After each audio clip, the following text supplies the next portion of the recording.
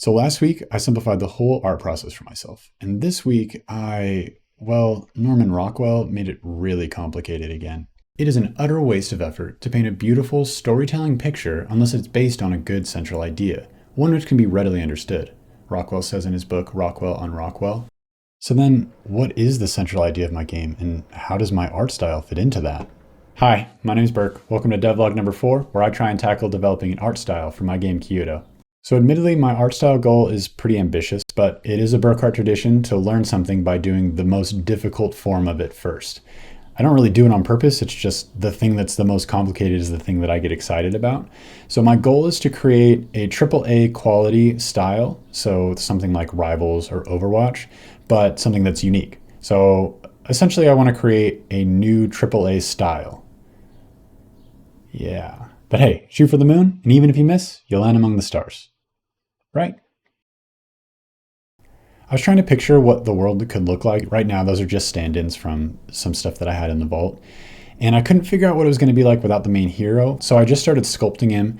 And at one point, Carly said, "Hey, when you're watching that video, didn't he have like some main keywords that he was trying to hit?" And I was like, yeah, but I can't do that right now. I have to figure out what this guy's going to look like.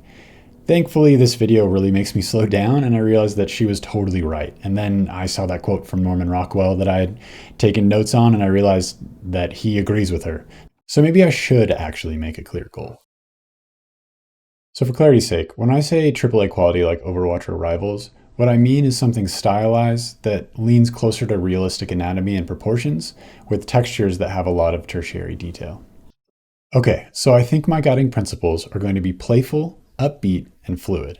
So when I say playful, what I'm imagining is vibrant colors, playful animations, and playful game mechanics. But I want this to be tempered by a couple of knots. I want it to be playful, but I don't want it to feel cartoony or goofy.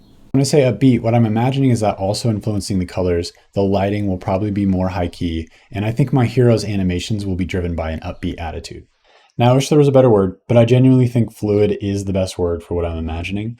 I want the game mechanics to feel smooth and fluid, and I also want the forms to be driven by an idea of fluidity. I just don't want them to slip into being amorphous, so that's going to be an interesting design challenge. My hero character is the anchor for the art direction and the meaning of my game, so my goal by next week is to have 2 color compositions done. This means that the character is sculpted, there's some block in for the hair and the clothing, and there's some color applied, whether that's polypaint or some rough materials that I create in Unreal Engine. While I'm sculpting my hero character, I just keep imagining the moment that Glenn Keane discovered the Beast. I say discovered because when he's designing a character, he thinks that they already exist and he's just trying to find them. Now, is this a moment that only a great artist like Glenn Keane can have? I don't know, but I guess I'm going to find out.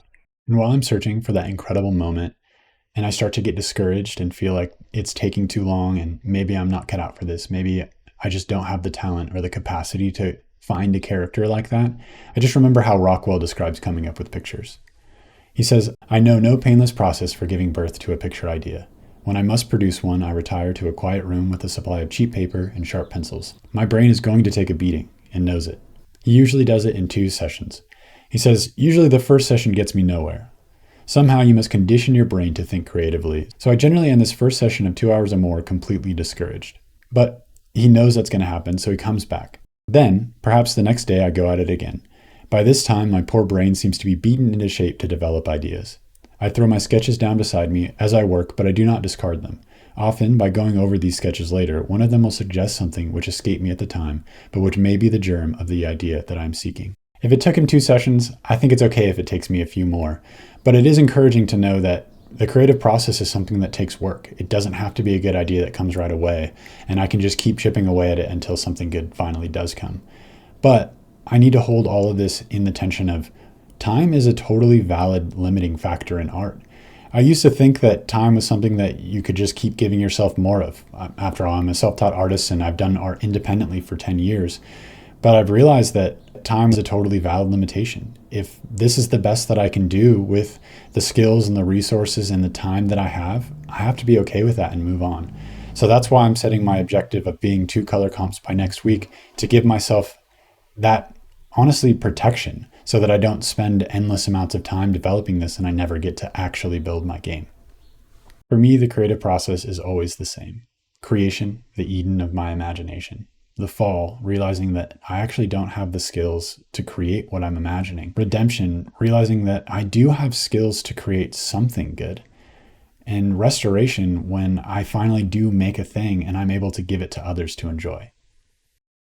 So that's all that I have for this week. For those of you that are tuning into these early videos and even subscribing, thank you so much for your support. I know that they need a ton of work, but for the sake of actually getting them out, I try not to get too crazy about production. So thanks for bearing with me. You guys are awesome. Bye.